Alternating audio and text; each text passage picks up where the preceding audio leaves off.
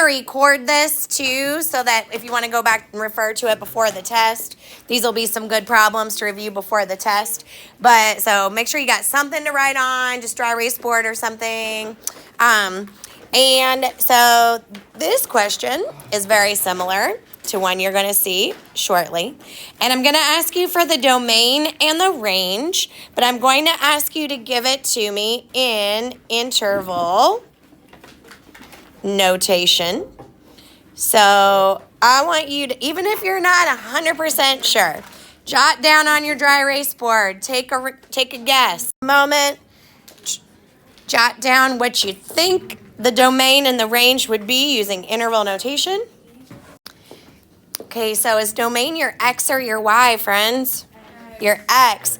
So what I personally would do, whether it's interval or whether it's inequality, I would always start off by trying to figure out what my endpoints would be. Like what would be the lowest and the highest value.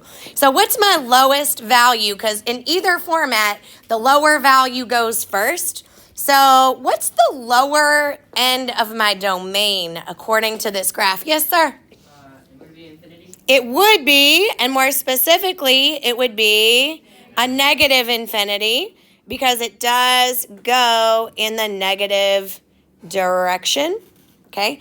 Interval notation is the one that uses infinity. Okay, what is the right-hand side of my graph telling me is the upper level of my domain? 6. Okay, so Riley, tell me why it's not going to be that, and it's going to be that instead, please. Because that circle is open, okay? So it's telling you there's actually not a coordinate there at 6.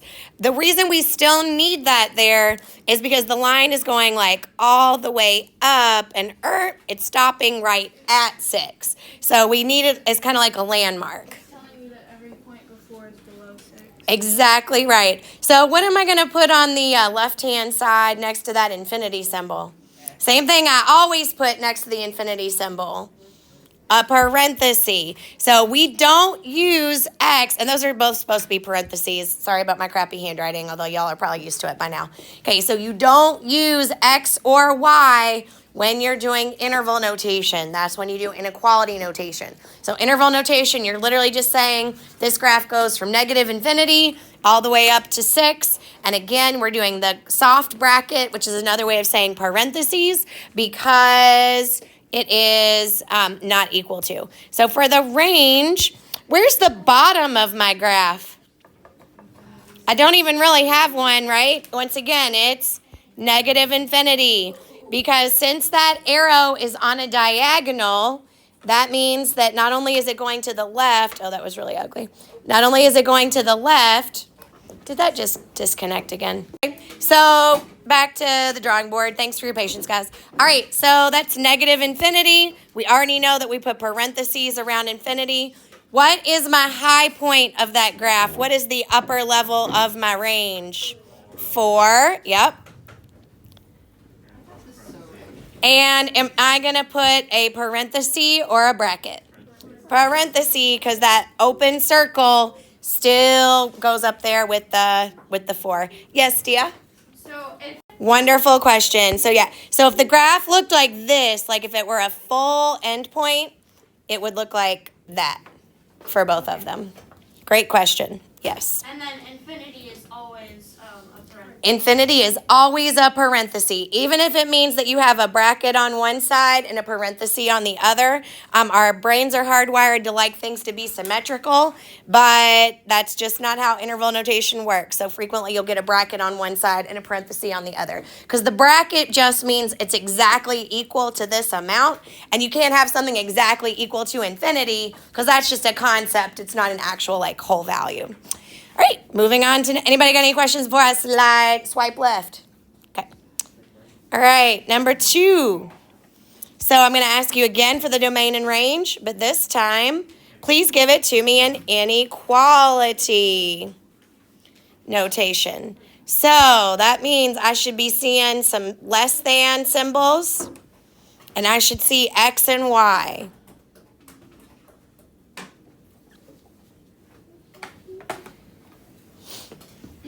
I'm going to give you a minute to come up with you to check our answer. All right. So I'm going to wait just a second until I got everybody. There we go. Okay, so my domain, where is my lowest x value? -1. Correct. So I always like to get my endpoints first, no matter what, because you're going to need that, no matter which type you're doing. What is my highest domain value? Thank God bless you for saying 2, because you're right. Because here's what a lot of people, well, or whoever you believe in. I don't even know why I said that. Okay, a lot of people's eyes go right there to this part, which makes sense, because the open circle kind of grabs your eye, right? But that's not your biggest Y value, is it? The biggest Y value is the one that's to the right, which is 2. So I love that. I don't think I heard a single person say 1. So your biggest X value in that case was 2. Now, for inequality notation, you're going to need your less than symbols, right? Well, you got to have a variable to be less than, right? Which means you got to put, what variable is your domain? X. So I'm going to put that X in the middle. And the inequality symbols always face the same way for this particular type of activity. You're going to have your little, I know this sounds juvenile, but that it makes sense. So the alligator is going to be eating the X for the first part, because the X is always going to be greater than your lowest value, right? But it's always going to be less than your largest value. So for these type of problems, your inequality symbol will always be facing the same way. The alligator is going to be eating your variable for the first part to show that it's greater than the lowest value, but it's less than the highest value. Now we need to decide whether we're going to put equal signs underneath there. So what about this one? Do I have an open circle or do I have a filled in circle? An open circle right there at -1. So we are not going to put an equal sign under there. That open circle tells you that there's a hole right there. So X is greater than -1, but it is not equal to -1. And what about this one? You will. Yes, so a lot of people think no because of that open circle. But is the open circle with the 2? No, it is not. So unless you specifically see an open circle that displays a hole, if you just see a regular old part of the graph, you assume that's the same thing as a filled in circle. So we do need an equal to sign for this one. Okay, if we look at our range, our lowest point on the graph is -6. Our highest point on the graph is +6. For inequality notation, you need a variables to point your inequality symbols at. They're always going to be facing this direction for this particular type of activity anyway. Definitely in the future, you'll see it going the other direction, but not anytime soon. And then do we have open circles or filled in circles for those -6 and that +6? They are both open, so we are not going to put equal to signs for either one of those. Good, good, good. I could tell from your boards, a lot of you guys like pretty much had the right answer too. Awesome. All right, anybody not okay if I go to the third type of problem you're going to see? So those are the first two. Here's the last one. So this time, it's not going to be interval or inequality notation because this is a discrete set of coordinates. So I'm going to give you a minute. So are we going to use that? No. Are we going to use that? No. Now, hopefully you're not going to use that because yours will look better than mine, but that is technically what it's supposed to be, is the little curly Q braces. So take a minute. I'm going to give you the answer in a minute, but take your best educated, I hope, guess at this point. So it's not required that you label your coordinates.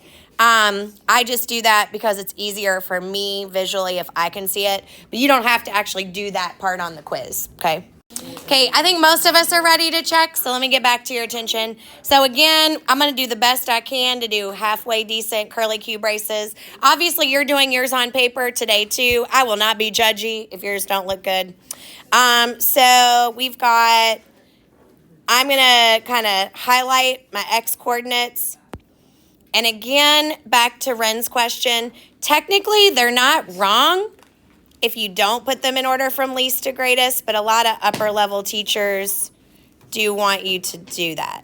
So we've got -3, then -2, 0, sorry, that's looking weird, 1, and 3. Something just weird just happened to my font.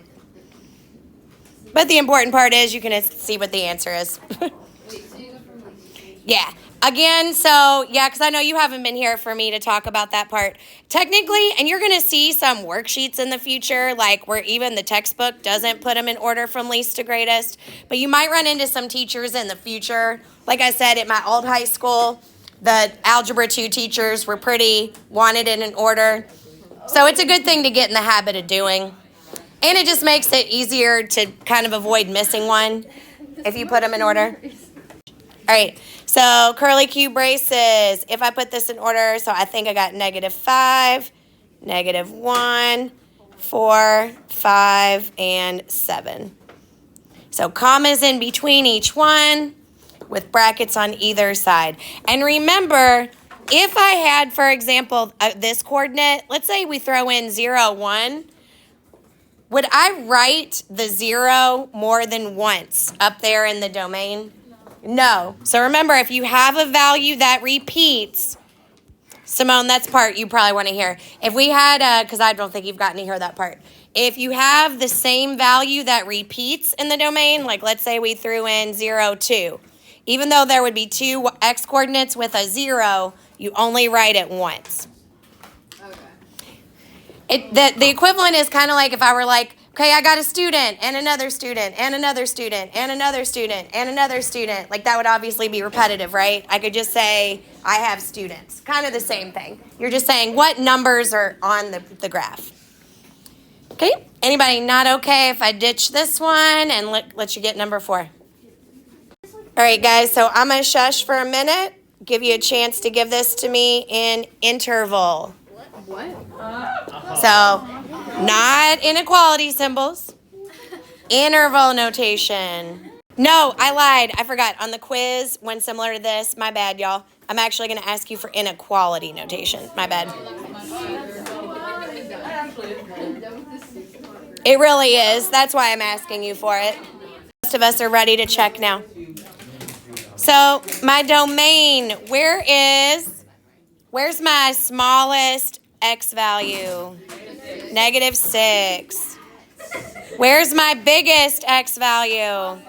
+6. Okay, all right, simmer down. Okay, so this is domain, and we need something that the inequality symbol needs to point to, so an x needs to go in there. We know that the symbols are going to be pointing in that direction for all of this type of problem. So now we need to decide, are we going to put equal signs underneath them? Do we have open circles or filled in circles?